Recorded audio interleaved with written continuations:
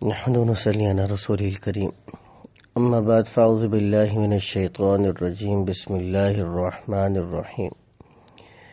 1 minute کا مدرسہ، سبق نمبر 56 ہے۔ نماز کا ترجمہ ہم یاد کر رہے تھے۔ التحیات کا ترجمہ شروع کیا ہے۔ ایہن السلام علیکہ، سلامتی ہو آپ پر۔ ایہن نبی، اے نبی، ورحمت اللہ، اور اللہ کی رحمت ہو، وبرکاتہ، اور اللہ کی برکتیں ہوں۔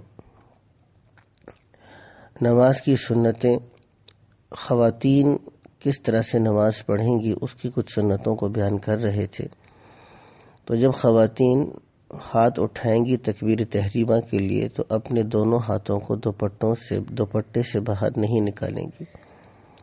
خواتین اپنے ہاتھ سینے پر باندھیں گی۔ عورت داہنے ہاتھ کو یعنی اپنے دائیں ہاتھ کی ہتھیلی کو بائیں ہاتھ کی ہتھیلی کی پشت پر رکھیں گی۔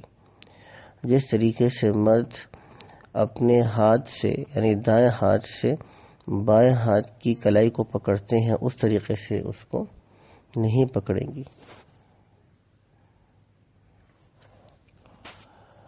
بڑے بڑے گناہ جو بغیر توبہ کے معاف نہیں ہوتے، اور ایک گناہ بھی اوپر سے نیچے گرا دینے یعنی جنت سے جہنم میں لے جانے کے لیے کافی ہے، مگر اللہ تعالیٰ جس پر فضل فرمائے۔ سود کا دینا، سود کا لکھنا، سود پر گواہ بننا۔ آپ صلی اللہ علیہ وسلم نے ان تمام اعمال پر لعنت فرمائی ہے، سود کے لینے والے پر، سود کے دینے والے پر، سود کے لکھنے والے پر، اور سود کے گواہ بننے والے پر۔ گناہوں کے نقصانات جو دنیا میں پیش آتے ہیں، فرمایا کہ ہر گناہ دشمنان خدا میں سے کسی کی میراث ہے، تو گویا یہ شخص ان ملعون قوموں کا وارث بنتا ہے۔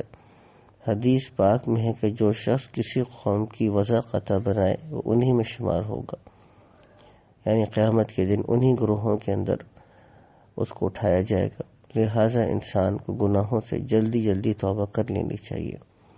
نیکیوں کے فائدے جو انسان کو ملتے ہیں اس شخص کی اولاد تک نفع پہنچتا ہے، زندگی میں غیبی بشارتیں نصیب ہوتی ہیں جس سے اللہ تعالیٰ کی محبت بڑھتی ہے اور نیک اعمال کی توفیق ملتی ہے۔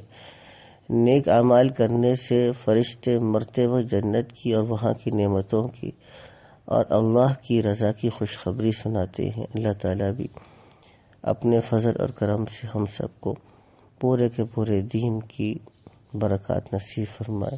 وآخر دعوانا الحمد للہ رب العالمین۔